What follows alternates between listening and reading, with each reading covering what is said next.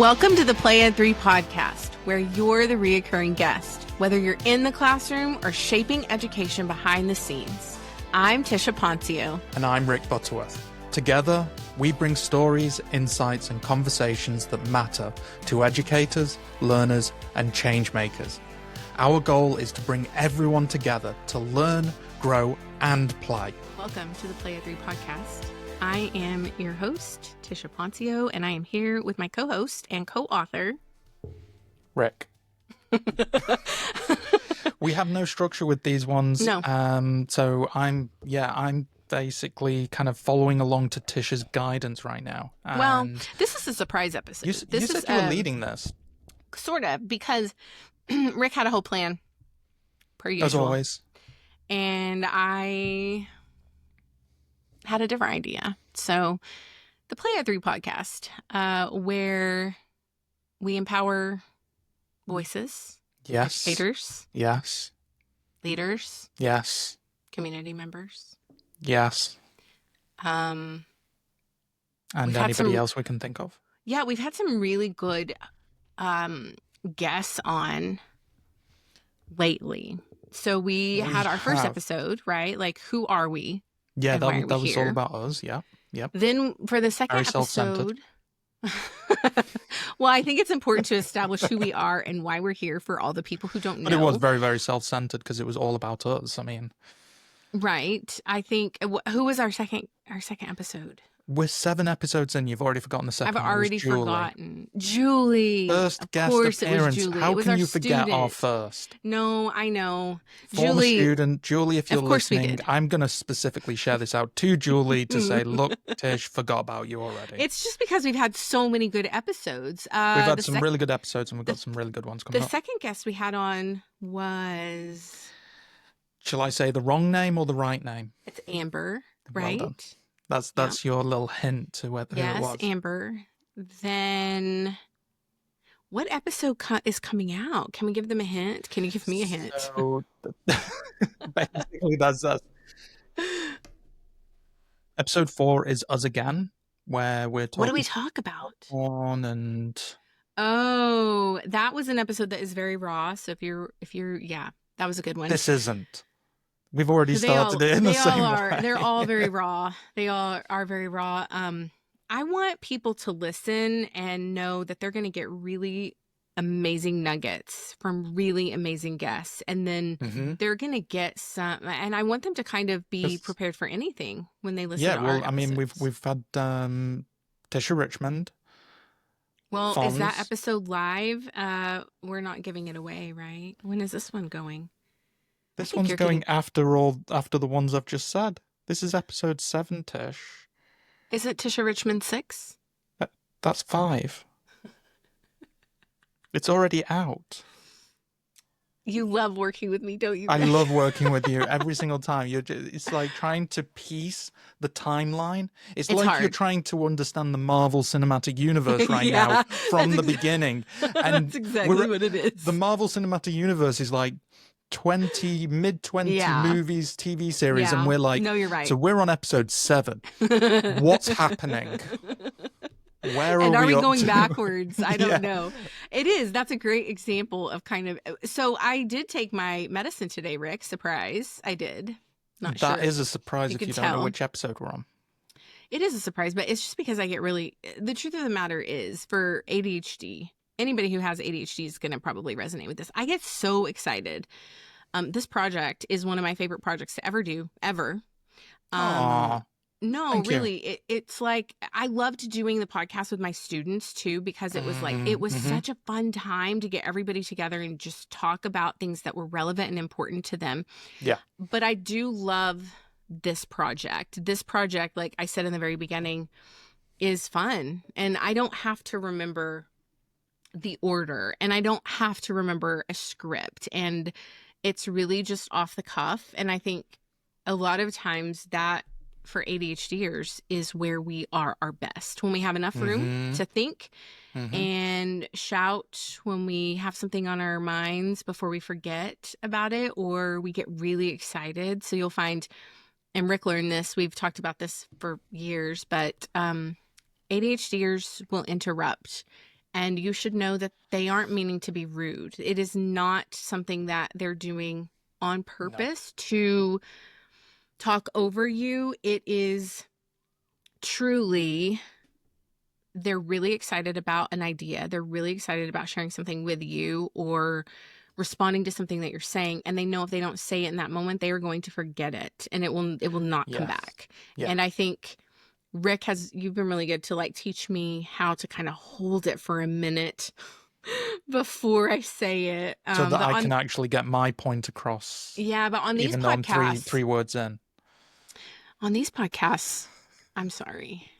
You're going to be talking a lot. You'll be talking a lot in a minute. Yeah, fair enough. And I'm super excited about whatever topic you've got planned for it because I have no clue right now. But you actually made a very, very good point. Just going back to that ADHD interrupting and stuff. I actually watched a video. Again, I've watched another video, found something else.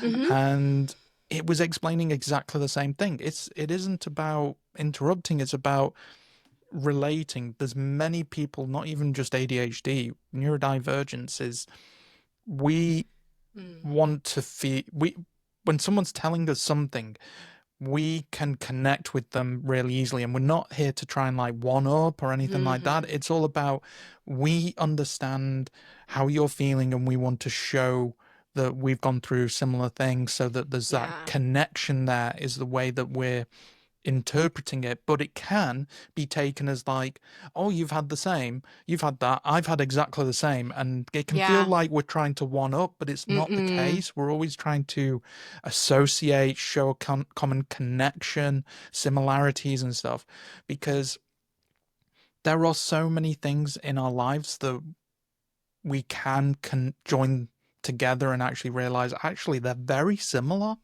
And I've seen that a lot with yourself when we've been talking about things, Tish, that I will be bringing something up and you will have something that is relatable to that. And I always understand that you are not trying to one up me and try and like degrade what I've said to you. You're trying to relate to me to show that you're understanding. And it's a way of expression. That's really all it's down to. Anyway, we went very serious all of a sudden. No, I think that was good, actually. I'm doing some things on the fly here because always typing. I'm changing my title. I didn't know I could do that. It's my first time really using Riverside, so this is fun. We're using Riverside, by the way, everybody. We're not using StreamYard. Rick is learning Riverside. Yeah, found it. I do StreamYard. Thought it was better. Yeah, no, it is really good. Back to your point about ADHD neurodivergent.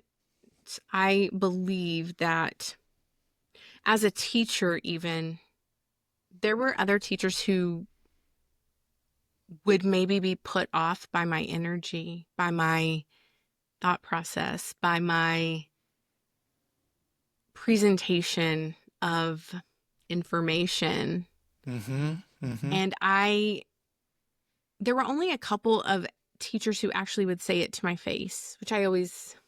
it's always interesting. Get a bunch of educators together, but it's just interesting. I didn't know back then that it was because I had ADHD, but I ran into a student. It was actually Julie's sister, Jill. I ran into her at the person that you forgot was our first guest. Sorry. Sorry. Yes. I ran into Julie's twin sister, Jill, and her brother, Dane, who is neurodivergent. And, hadn't seen them in a really long time, but ended up having a conversation with Jill, and she said, yeah, Miss Ponteo, I knew that you had ADHD. It reminded me of the conversation that I had with you. I think a lot of people were around me assuming that I knew that I had ADHD, not a single person. And so I told her, I said, you could have told me. And she was like, well, you were my teacher. And I was like, yeah, but like we created this environment where you could have said something and I would have definitely listened. And it makes sense. There was, I'm kind of off topic here. So now we're talking neurodivergence. But this will make sense to you because this is how you and I work. I had a teacher that I worked with. Her name was Stephanie, and she is probably neurodivergent, just in different ways. So there's obviously a very large umbrella. to that, but she would, on her lunch break, she would come eat her lunch in my office, in my classroom, and she would just sit there. She wouldn't come in to talk. She was just sitting and eating her lunch, right? There Yeah. was something, and I didn't understand it then, but she was just sitting in the same spot as me. It's called mirroring, actually. I've learned more about this. So she was sitting in there with me, and I always felt so productive when she was just sitting there. Or I would ask Jill sometimes when she'd be in there, I'd be like, can you just sit here? Like, I don't want to talk necessarily, but can you just sit by me and keep doing your work? Your energy is very calming to me. And even now, shout out to my colleague, Holly. Holly is someone that I will randomly get on a Teams call with, and I'll say, I don't have anything for you. I don't need anything from you. I just need your grounding energy right now. And I just need to Your sit with you for grande 5 energy. minutes. Your grande energy, did you just say? No, grounding. Oh, sorry. I Wow, honestly do you thought need you a said coffee? clearly. I honestly thought you said grande energy, and I'm like, is this some style of new No, energy or something that you're telling me about? no. But Okay. I think there's something to say. There were lots of like little road signs for me, and I didn't know. Mm-hmm. And I think everybody just assumed that I knew. So that has been a struggle, I think. I hadn't planned on talking about this, but I know you're not going to edit it, so it's all going to be out there No, for the it's all world going to be anyway. there. So. But I think for me, it's been very emotional. Mm-hmm. It's interesting. I don't know. You watch The Office, right? You love the US Yes. version of The Office, and I forgot his name. What is his I love how sitting here, it's sounding like you're just sat in an ASMR? office, and yeah, ASMR. I'm not a huge fan of it, but I'm like, I could probably just sit here in silence and just hear Let you me just talk typing and, away, like, moving type. your mouse. Yeah, that's it. That's the ASMR. Okay, so on The Office, was his name Andy? Yeah, Andy Bernard. Mm-hmm. Yep, I Andy Bernard. think, is that his real name? That's the character name. He's What is Ed Helms. I see him. Okay, so this is taking a turn. Welcome this is to taking ADHD a massive turn. on the Play It Through podcast. Now talking about The Office and Andy Bernard. Yes. However, I reposted this somewhere. I believe it was on TikTok, could have been on Instagram. Ed Helms, who plays Andy Bernard on The Office, he talks about his ADHD, his struggles with ADHD, and how a late diagnosis has so much impacted the understanding of himself. And I saw that video. It is an Instagram post. We'll put it in the show notes. I'm going to send it over to Rick right now, because it's just so interesting. Oh, Rick left me a note that said, be careful with banging your coffee mug on the table, Tisha. I didn't want to say it in the actual chat, just like I can hear your mic banging about because you were tapping on the table. I'm sorry. But the thing is as well, I'm that probably ADHD doing it. trait. I know. This is the difference. But anyway, no. So Ed apologies Helms, to anyone that is hearing microphones and stuff moving, it's me. whether it's Blame it on me. Tish. It might be Tish, but at the same time, Tish has also said to me, you do realize when you're moving your mic, I can hear it moving. The springs in the arm and stuff go. That's a good little technical tip for people always presenting. Just be aware not to knock the microphone. Yeah, I try to be really careful. Ed Helms, publicly discussing his struggles with ADHD. I'm a huge fan of The Office. I watched The Office when it initially came on, like the pilot episode. I was all in for The Office. That was back when it was only coming on, once a week. You couldn't watch the whole thing together. I would sometimes TiVo. Remember TiVo? This is like our podcast is retro, but remember TiVo, Rick? When you would set it to record so you can go back and watch it. But The Office we didn't have TiVo in the UK. We had. You didn't? No. Well, some people did. It wasn't very popular in the UK from what I saw. It was very much all your main network companies, because we've got Sky was always the big one. Now it's what is called Virgin Media, but it was always known as cable. It was the only one that did it that way. And they had their own recording platforms. Now you have Freeview, which is basically That's interesting. 50 You also didn't have TV Trapper channels. Keepers. We didn't have Trapper Keepers. I mean, the thing is, like, if unless you were paying for Sky, you only had 5 channels. That's I remember crazy. there was 4 channels, and I remember the launch of Channel 5 in the 90s, and I think like the Spice Girls, if I remember, I'm going to correct myself if I'm wrong, but like the Ooh. Spice Girls launched it. Like that's how Victoria in Beckham, a way young. she's in the news these days. Is Yeah. she? I really don't She follow is. the Spice Girls Don't these follow. days, I but mean, you don't want to follow all that. But that's that's fine. interesting that you didn't have TiVo. I'm very intrigued. No. So no Trapper Keepers and no TiVo. I know we lived in the Stone Age basically here in the UK. Like, Well, we okay. used to So rule the world, and then we just had so how did 4 you start watching The Office? When did you start watching that? Oh, I started. Well, that's fairly recent. If you compare it to the whole thing, The Office American version? US. Yeah, we So we it had launched the because UK. of the UK version. I know. Yes. Yeah, I know that. Yeah, The Ricky UK, Gervais and UK had the beginning of everything, essentially. within reason, I believe. Because even Big Brother, right? Yes, It Big was over Brother there, is ours. and then we copied. Pop Idol, which became American Idol, X Factor. Yep. The one that I'm still fighting on, Whose Line Is It Anyway? Oh my God, I love Whose Line Is It Anyway? Because you've been having it for a very long time, but I believe we had it first. Did you really? We had a couple of episodes. We had couple of series, and when I say series, they're not 24 episodes like what you have in America. We have 6. I could be wrong. Maybe someone who's listening. 1998 is when it came on, and it does say it is an adaptation of the British series of the same name. So you did have it right. That is, you didn't even know this. We've never talked about Whose Line Is It Anyway. It is one of my. You know what? I just see. Maybe we're gonna have to do a game with that in the future because I really love that. Okay, we have to go back. This is yeah, we've completely derailed onto TV we always shows do, now. but I do want to really recognize because Ed Helms' video that popped up on my Instagram, which I did send you a link to that post so you could add it to the show notes. Yes, I've got that. I've made a copy of that, so that will be in the descriptions for people to watch. He really gets authentic about how his late diagnosis has impacted the understanding of himself. And I related to that so much because I think that the version of me that people knew when I didn't know I had ADHD is a different version of me now, being aware of that diagnosis. But there is something so emotional about a late diagnosis of ADHD or anything for that matter, because what happens is you go back to all of those moments in childhood and really start reflecting and remembering that struggle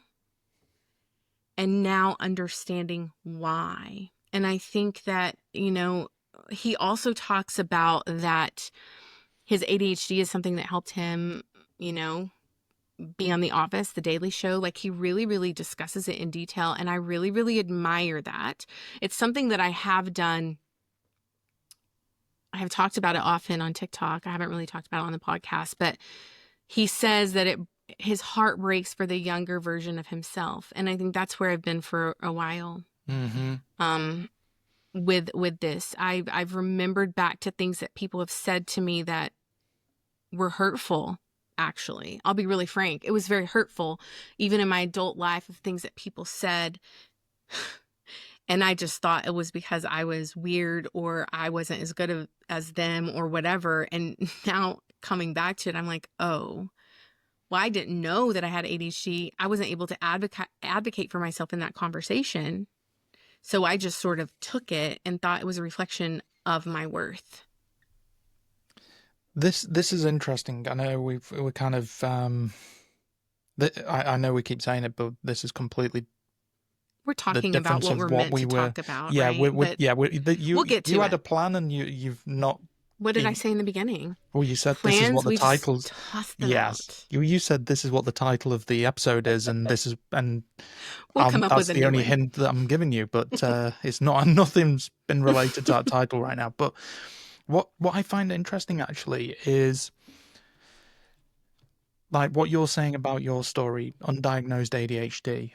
I was diagnosed with dyslexia early. You felt like your self-worth was being damaged. People weren't able to understand you, who you were, why you were doing the things you were doing. And I don't know if it's the same nowadays, but that even though I was diagnosed early with dyslexia, those traits still appeared. I didn't understand what dyslexia was. I was 8 years old when I got diagnosed.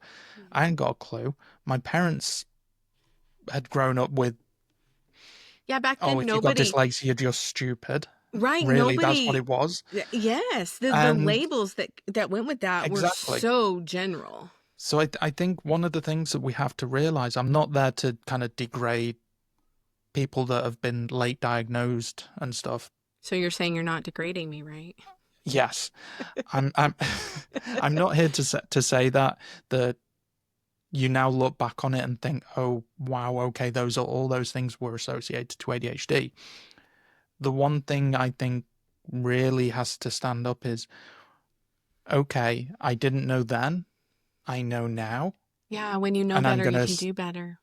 yeah, but at the same time, like I knew that I was dyslexic, but I didn't know. No one Mm, really knew how to actually help me, right, apart right, from right. give So me a you book didn't know and how to read help more. yourself. I didn't know how to help myself Yeah. until I'd actually started to understand what my strengths were. Mm, But even if I didn't know that I was dyslexic, I still think I believe I would have still found my strengths mm-hmm, because I always looked for what brought me joy, and that's what's mm-hmm. always important. And I think it doesn't matter whether you're autistic, ADHD, dyslexic, as Or long anywhere in as you're between, or right? anything.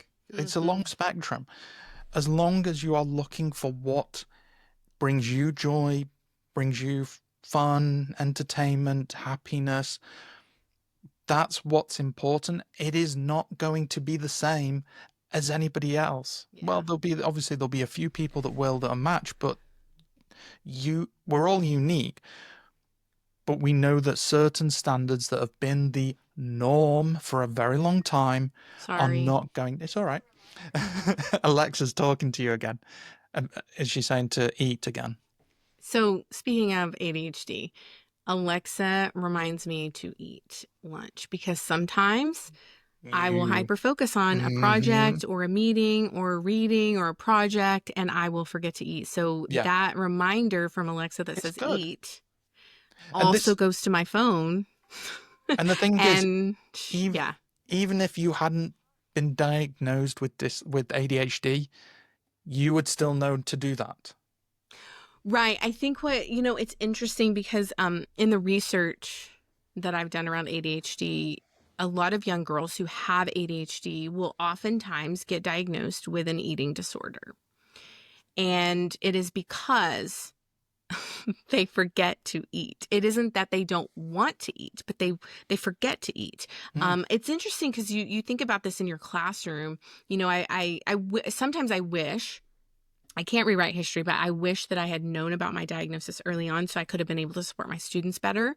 Like that is something that I think about often is how can I support students better in the classroom? I would have been able to really understand that you forget to nourish your body, forget to drink water. There are things that I use I think we probably mentioned it on this podcast at this point now, but the Finch app. And the Finch app is for like social, emotional, mental health. What it does is it ties each thing that I do each day to a reward. But Mm. ADHD minds are not really about that. Like I have earned so many rewards in Finch, Rick. I'm going to tell you, I have a lot of coins, and this works very similarly to Pokemon Go. Like we've talked about that. Like I very Gotta much love love Pokemon games, Go. right? But I'm just gonna go to my little shop here. I have almost 20,000 rainbow stones in Finch. 20,000. What that means is that I'm hitting my goals every day because I'm putting a little so it says make myself a cup of tea. The sunset makes me happy. That means did you go to the sunset today, Tisha, or did you miss it? Get out of bed. Let's just be honest. There Yeah, sometimes some with people ADHD, it's struggle. really hard. Yeah. Brushing your teeth, washing my face. So everything is tied to like a little reward, and I get these rainbow stones. But interestingly enough, if you have ADHD, you know this, it only works for so long, and it might work for 6 weeks or 2 months or 3 months, and then you've got to completely switch it around again. And that is the struggle that I don't think people talk enough about. I can have a strategy at work and it's going to work for like 3 months. And Rick knows this about me because you coached me along the way. Like, Yep. But after 3 months, I may have to sit down and come up with a completely different strategy for work. Mm-hmm. And I always know when that's happening. If I end up in tears often because I can't get my brain to do what I want it to do, I know it's time to change up that routine. It's essentially you are having to adapt to your surroundings based on how your brain is constantly changing. Where we might see, oh, the whole world is changing, this is changing, this is coming in, this is being taken out. You've got that exact same thing, but it's happening only in your mind. In my brain. Mm-hmm. And it's true. You're it's having true. to adapt around that every single time. It looks like, so for girls and even for women, late diagnosis or not, the masking happens because we learned that so early on. Nobody, like you said, nobody knew. Even if I had been diagnosed early on, I don't think anybody would have known how to actually really understood how me. to, So I learned how to do that myself. But now as an adult, it will very much look like I have it all together. But there is like inside of my brain, there's a lot of times a battle going on. And even when I take my medicine, so it just depends. Like it's sort of like the weather, right? Like if the weather is ideal, you have a really great day at the beach, right? but the weather guy might get it wrong, and then suddenly something comes in and crashes your day. It's like that. That's what it's like with ADHD. It's very much like Texas weather, I guess. So I want to tell you about this book. Can I tell you about this book? Yeah, absolutely. I mean, I was just going to give one very, very quick thing that I'm also going to include another video. Oh, okay. Which basically someone described the difficulties of ADHD and how it responds to absolutely everything that he was doing in his life, where he basically said it was like you're battling with your mind over and over. I'm not going to give the spiel of it, but he gave it so beautifully. Like he said, it was like sandpaper. It is. Having even the things that it wasn't just the things he didn't want to do, it's even the things he wanted to do. Yes. That also made it hard. So I'll add the link to that as well. I just need to find that. I think it just I'm helps send people that aren't familiar with it. This is so good. This episode is just like, this is... We just go with the flow. This is why we do these episodes where we don't have a guest. We just ramble. Well, I think some nuggets can come out of it. I think one of the nuggets, and this is I'm going to paste this book in here. So Ed, right? Ed says, so this is a New York Times interview, and they ask him, what's the last book you recommended to a member of your family? And he said, ADHD has touched my life in a lot of ways, so I've recommended Scattered Minds to friends and family who've been curious about it. It's a moving, compassionate window into what living with ADHD actually feels like. And so I've included that also first put in the notes. I haven't read that, but I would love to read that. I may start that. It's very interesting. I used to have a difficulty if someone would say, Tisha, if you could have dinner or lunch with anyone, who would it be? And I used to not have an answer, but now I think it's Ed. I might want to sit with Ed and talk to him about how he got to where he is and how did ADHD help that? Because it does, we talk about the struggle. It's a struggle in our mind, but also there are those moments where everything is like so aligned. You can you achieve so much in those moments. And it's like figuring out in your own brain, when are those moments happening? Like this week, I had a week like that where everything was aligning and I was feeling good. And, but not every week is like that. And I have to be graceful. And so I think any of the educators that are listening, a lot of teachers have ADHD and probably know that they do, or they're undiagnosed. Don't. Yeah. It's easy to miss as a teacher because there's so much going on all the time. And that was it for me. I probably wouldn't known had I still been in the classroom, No. Okay, Rick, what else about neurodivergence? Nothing else. Well, I mean, it's there's never really a set topic with these things, and we kind of just I do have a we set go with topic the for you. yeah, you do, but we with neurodivergence, I mean, it's Oh, always something that just comes up and I think it's how interwoven into all of it's our episodes a bit. yeah, I mean, well, we are both neurodivergent. We've gone through struggles, we've gone through challenges that we thought were unique to us alone, and turns out we've both gone through pretty much the same thing. Yeah, there's Um, a whole community of people there out is, there. and it's amazing. Mhm. And I think it's important, even if you're neurodivergent and you are dyslexic like myself, don't have ADHD, being able to learn about ADHD, about autism, and as well if you're neurotypical, being able to learn about neurodivergent. I'm not saying that you need to like dive in and you need to be the expert Sure. of it all, But be empathetic to but knowing that yeah, people's brains work being different. empathetic, and it goes both ways: neurotypical, neurodivergent,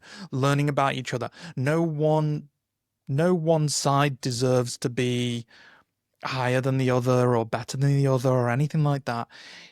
If we have this understanding and learn about behaviors and how certain things can be different for different people, we can start to understand behaviors and patterns and not get people. I mean, I've done it. We get annoyed or irritated by something very, very easily that somebody does. But as we've said, you interrupt. Some people can see that as being rude, Yeah. but it's not how you're portraying that. Their No. experience with someone that has been rude gets put on to someone Sure. that is using it as a way to be empathetic to that person and have a connection Yeah. and bring some kind of emotion to that as well. So I think I find it fascinating. I find it really interesting to see all the different characters, and that's what I've loved about this podcast, having the guests on and learning from them. We've had some Mm. characters on so far, and I'm looking Mm-hmm. forward to what the next 5 guests are going to be, and the next 5 after that, and the next 10 after that. It's The fun, conversations have been so refreshing. yeah, so refreshing having people come on, share their stories, Mm. letting us have a peek into some things that maybe the people around them don't know, but then giving them the platform and the voice to speak about the thing they're passionate about. I think that Yes, is my favorite thing to do. I think that's really why I love doing this project so much. Well, it's so much today fun. we're going to talk. Hmm. First of all, I have to ask you a question because I know you noticed that I'm wearing a different shirt today. Yeah, you're wearing for those that are just listening, she is wearing a dark blue. Would we say it's navy? Yeah, But yeah. it's It navy has to with be. old navy staff on. When I'm Yeah. just like, but you were never staff, were you? Oh, I was. You were That an is old something navy staff. I absolutely was. I wore this because some people, it's so interesting. You work as a teacher, you're always putting outfits on for that school district color. Then I Hmm. worked at Wakelet, and obviously everybody remembers me in a Wakelet jumper or a t-shirt. And then at Smart we have hats, and I have a Smart jacket. I feel like you can always brand yourself with something, but people probably don't know that my very first job in college, so I had a couple of jobs in high school.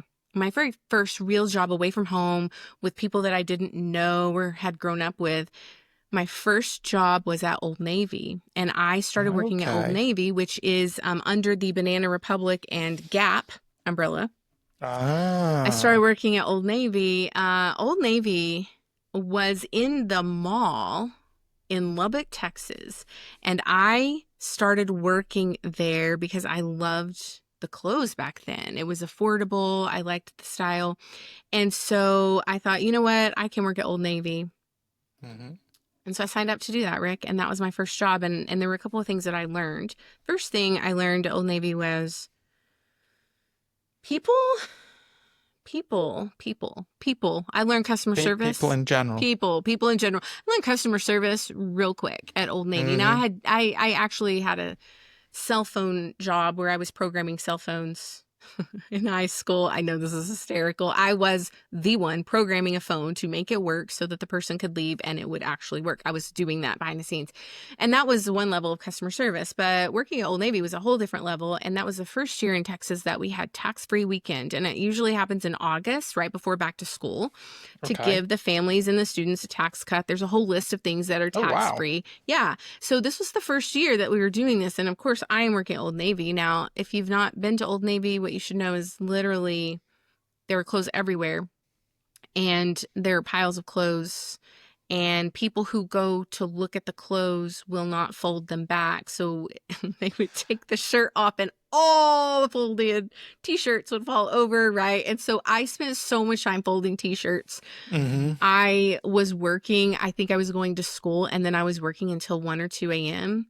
And then I was getting up and going to school. And so it was very interesting. But I wore this because obviously the Play at 3 podcast is very retro. So I was wondering, do you always talk about your professional jobs, but did you have a job that has nothing to do with anything you've ever said? Kind of like my Old Navy job. Did you have a job that you worked in high school? What did you do?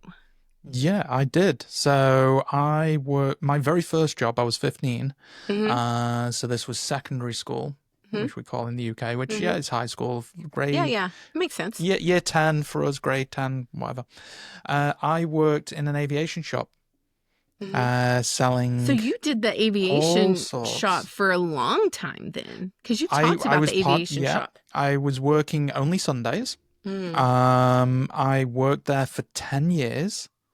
So from the age of 15 to 25, I was working every Sunday.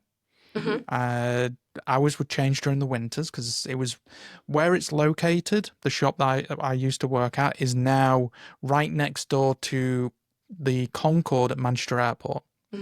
So the shop is in the viewing park, used to be called the Aviation Viewing Park. Now it's the Runway Viewing Park. And yeah, I went through, it started off as a very, very small metal box, essentially selling all sorts of aviation related things. I mean, it could be toys for kids, it could be binoculars, scanners. This reminds me of a place planes, called these kind of Radio Shack. You wanted to bring Radio Shack in because we talked about Radio Shack. It does, yes. There's similar. I mean, so we had in the UK, my dad used to work at a place called Tandy's, which got bought by Radio Shack, and they used to sell a lot of the Radio Shack products. And Tandy's, basically, it looked like a Radio Shack, but it was in the UK. So if you Google Tandy, you'll see that they're very, very similar. But yeah, there was similar things between them. I wouldn't say they were exactly the same, but it was very much, we served the people that were plane spotters, people that were fascinated by aviation, collectors, that kind of thing. And yeah, it was fun because you got to meet a variety of characters. Even though you're working in a shop, every week was always different. You didn't know what you were going to expect. And I remember especially when Concorde retired, which was back in 2003, and the aircraft flew into Manchester, and they said, it's going to be parked right next to the shop and everything. That was the moment the shop actually increased in size, which was amazing. It doubled in size.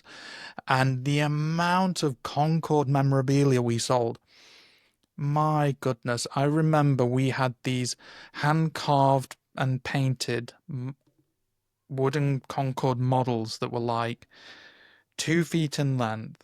And I think we were selling them for like 149, 199 pounds. And I sold 7 of them in one day.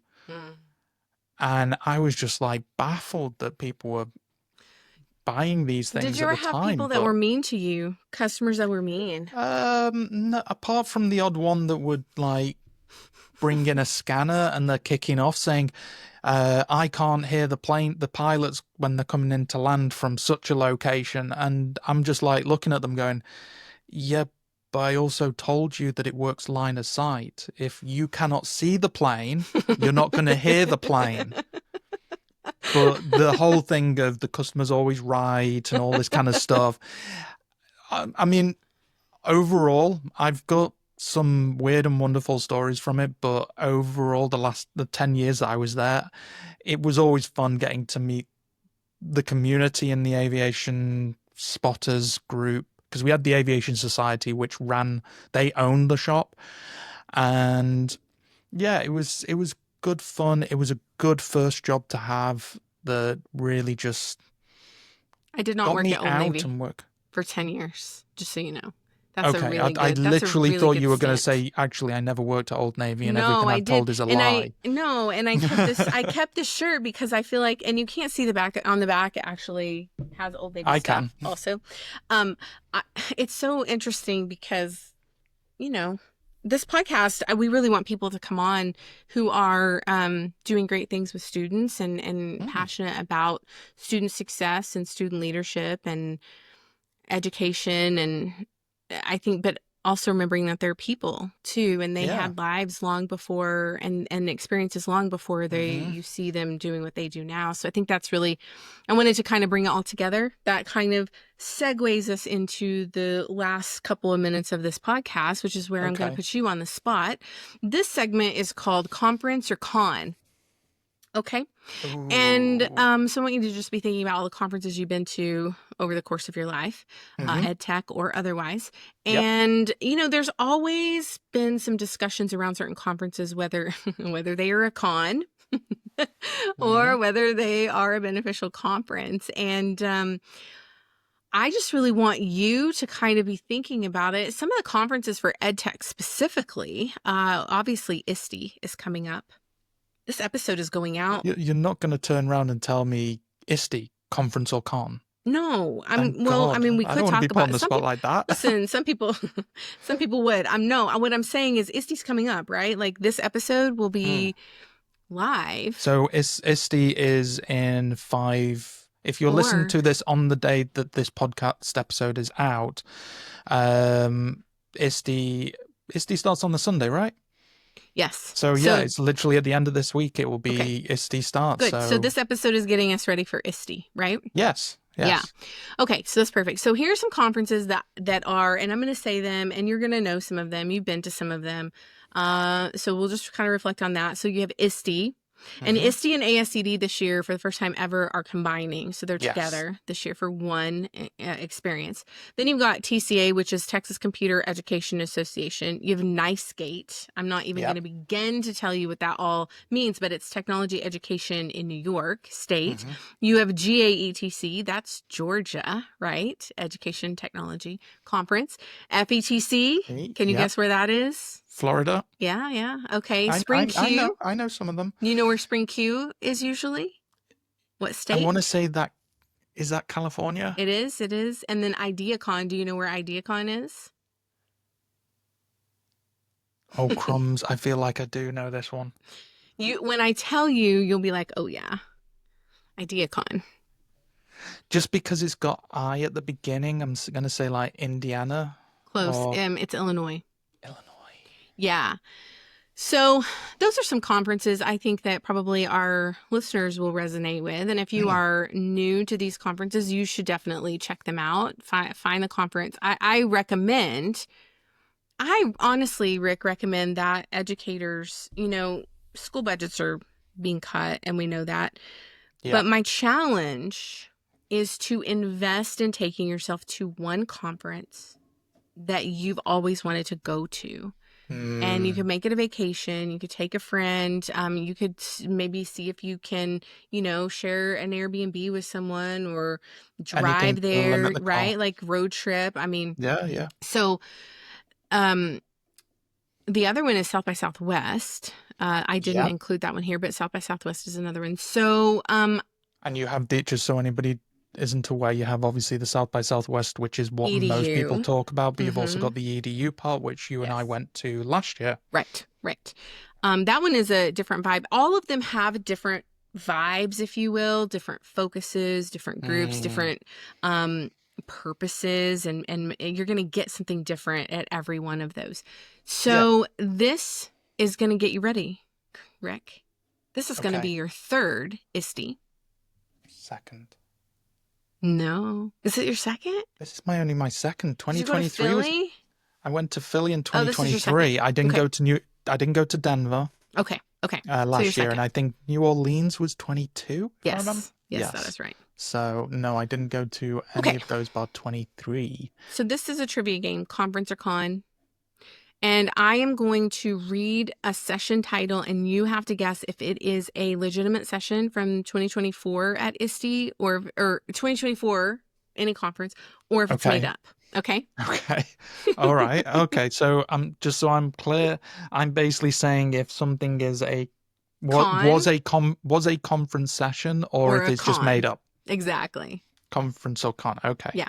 So the first title is Myth-busting madness, debunking the biggest myths in the world of EdTech. Is that real?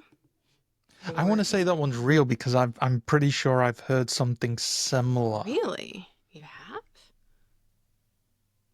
You're going to tell me it's a con, aren't you? No, it's real. It's real.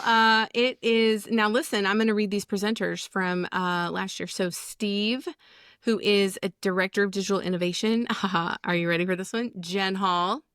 We love Jen Hall. Learning specialist. We love Jen Hall. You ready? Carl Hooker, educational strategist and public speaker. We need to have Carl, and I go all the way back. I've known Carl forever. Nicholas, who is it says community manager, school AI. Then Dr. Sarah Thomas. You haven't met her yet. She's with I've not met her, but I am aware of Sarah. Yeah. We do want to meet her. And then Kimberly Wright. So she's with, it says Discovery Education. So this was a session last year that you got it right. So you can give yourself a point. Way to go. That's one. Here's the second title. Are we just ending it there? No. I have a couple. Oh, I have a couple. Escape the Professional Development Room.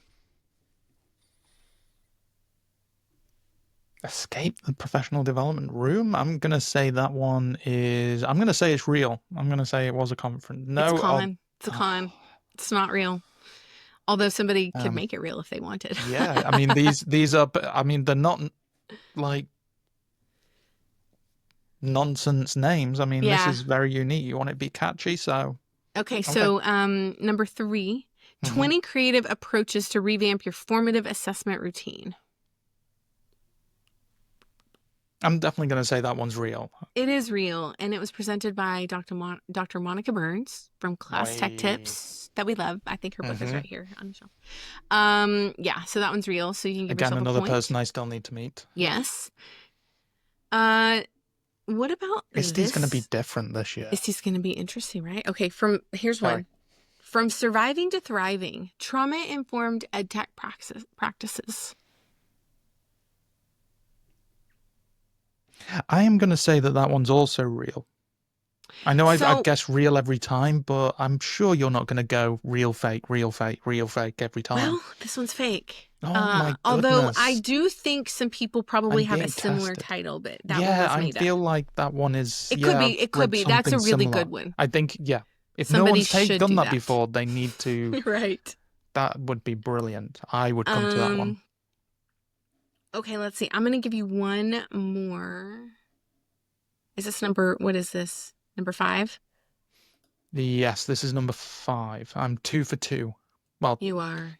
2 and 2, not 2 for 2. Okay.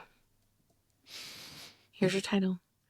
Designing for Trust, navigating the K-12 landscape using trust ed apps for leaders. Trusted, like trust, capital ED, trusted. I'm going to say that one's fake. It's real. Oh, for that one's real. That one was at Georgia GATC 2024. Presented by who do I need Karen. to apologize to? No, Karen will be fine. Karen, it's fine. Okay, so what is your score? You don't. So far, I'm losing 3-2 now. Yeah, you did not win that game. I'm really sorry. Okay. Yeah, you didn't tell me it was out of 5. I'd have tried harder. Well, it was 5. Okay. You ready for the next one? I got 40% on that. I one failed. more little... Okay. Here we go.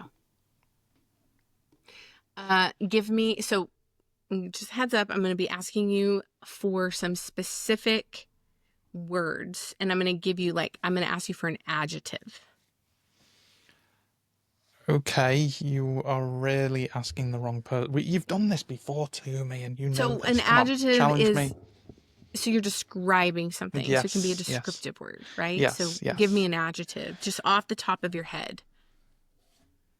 Ready, A go. descriptive word. Yeah. Passionate. Passionate. Okay. Typing away while I we're am. Okay. And then so I need now you just need to give me a place, like a place, a location. Oslo. And then a verb.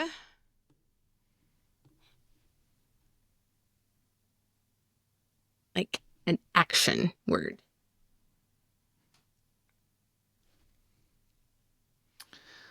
What do we want? What do we want? An action word. Racing.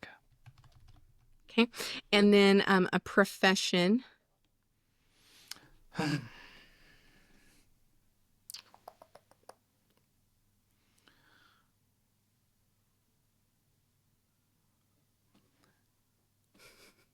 Extreme sports coach.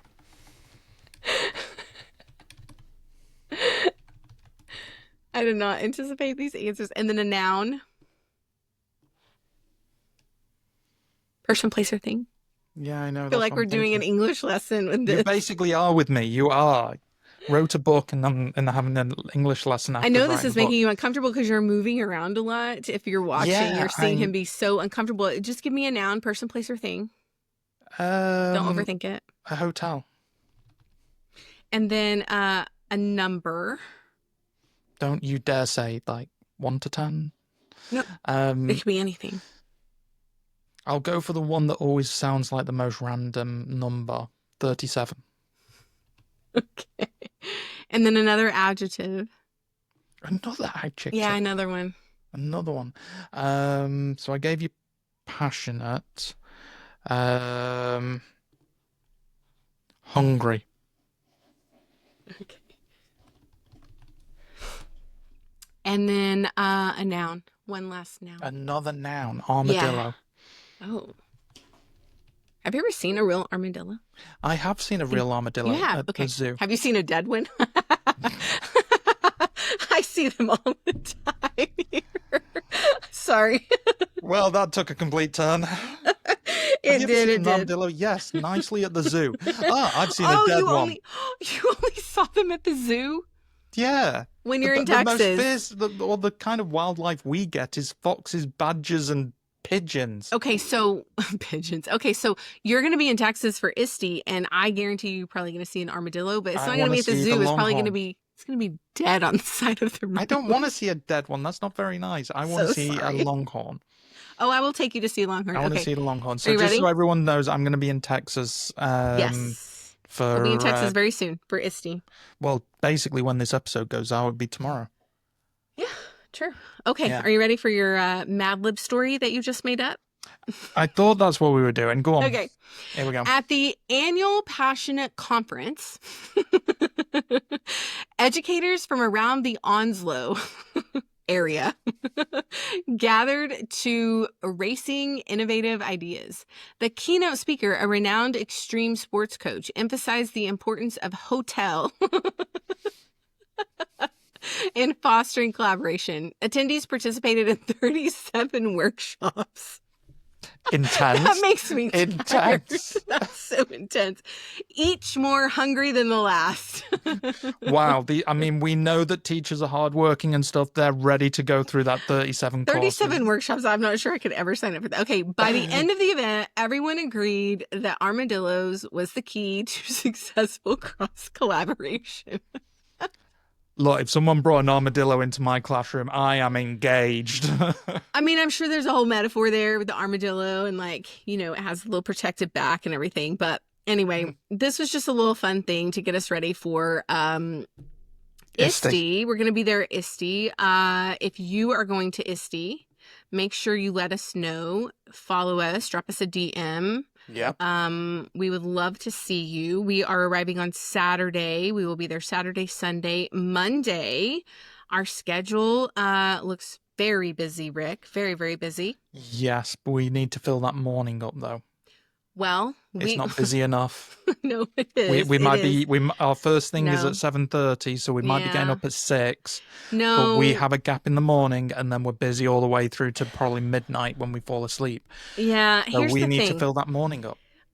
There's a lot of stuff happening, and I'll make sure, like, if you are not in any of the groups, there is a attendee curated like ISTE doc of events and all kinds of things. If you don't have access to that, let us know. We'll share that over. There's so many events going on.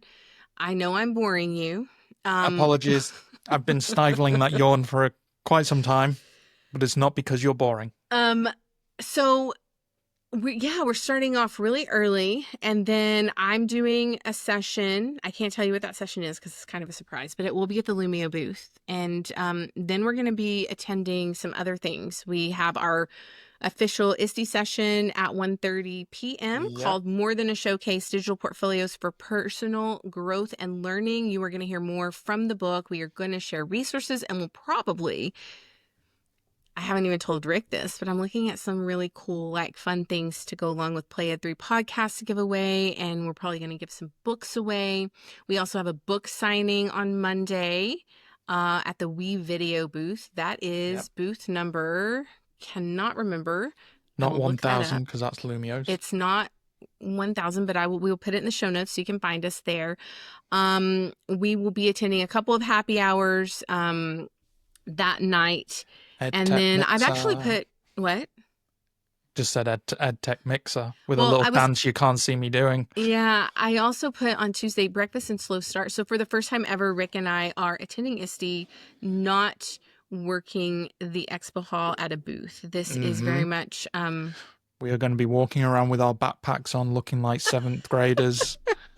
You're going to have a trapper keeper instead. I'm going to have a trapper keeper, and my backpack's going to be high up. Walking around in my shorts and t-shirt because it's too hot outside. And we also on Tuesday I wrote down that we're going to do a very slow start. So if you're looking for us at 8 a.m., probably not happening. We're probably both still fast asleep. Yeah, we have a Lumio book signing. I know that I have another session that I may be doing. I need to add that in for Rick. But then we also are doing a session called 3 Ways to Build Student Confidence. That's happening Tuesday, July 1st at 2 p.m.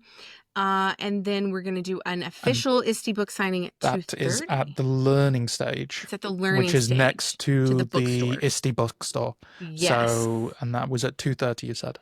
Yes. No, 2 o'clock. Well, 2 o'clock, we'll do the 3 ways to build student confidence. And then right after that, just right over by the bookstore, we'll do our official ISTE book signing. We'd love to have you there. We'd love to meet you. We'd love to share our book and our experiences with you and snap a selfie. I have made a note here to pick up my EdTech karaoke ticket and also get a nap. a nap. I need sleep probably by then, but we'll head over to EdTech karaoke for a bit. And then Wednesday we are headed out. So it's so interesting. Well, we'll be there for the morning. And but the conferences go by so fast, Rick. Like, they really do. You get there and you think you're going to have plenty of time, and then suddenly you're leaving. Even looking at the schedule that we've got, it's a lot going on in a small amount of time. Wednesday we're checking out of our Airbnb. We're going to be obviously around for a little bit, and then it's traveling back up to Dallas. But the schedule of everything, we're going to be posting them onto our socials and stuff. So if you're not following us, follow us on X, Facebook. Well, you're on Facebook, I'm not. TikTok, Instagram, Blue Sky. We will be sharing our kind of session schedules. We will. On there. Yes, that so should you'll be able on to social see media. those. So as we get closer to ISTE, those will be posted out, so you will know where exactly we're going to be having our sessions, what they're going to be on, where you can meet us, and then we're just going to be either walking around the conference, maybe going to some sessions if we can. Maybe Sunday is a good exploring day. Rick is probably... You've never been to San Antonio, right? I've never been to San Antonio. I've only been to Austin and Dallas. So, yeah, what are some places that, if you are visiting San Antonio or you are from San Antonio, tell us where we should go. Tell us where we can take Rick to visit the Alamo. You could go to the Alamo. You'll be at the Riverwalk. The Riverwalk is like right there. But what else should Rick go see while he's in San Antonio? What restaurant should he go to? What meals should he have? Let us know in the comments if you are an expert of San Antonio. Rick, this episode took a big turn and we've been on here for 1 hour and I did not intend that to happen. You always hope for these episodes to last about half an hour, and every episode so far has just got longer and longer and longer.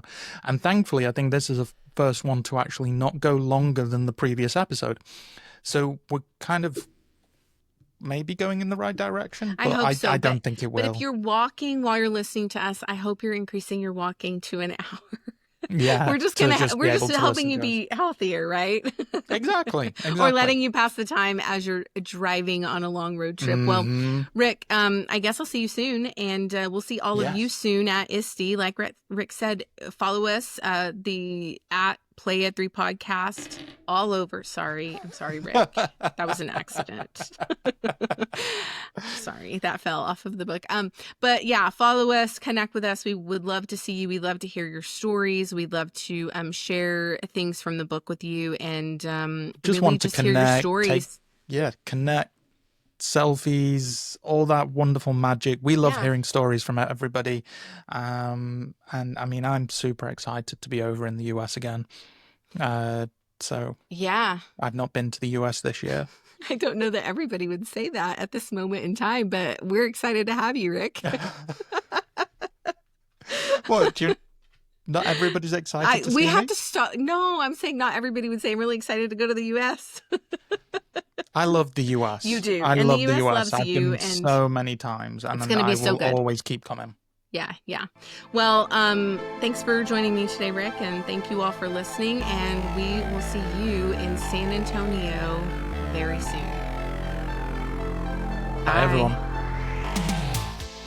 Thank you for being a part of this episode. Continue the conversation with us online. Subscribe and follow, and let us know if you'd like to join as a guest or if there's someone you'd like to hear from. We'd love to connect with you on X, Instagram, and TikTok. All links and show notes will be available in the episode description. Until next time, keep learning, growing, and playing.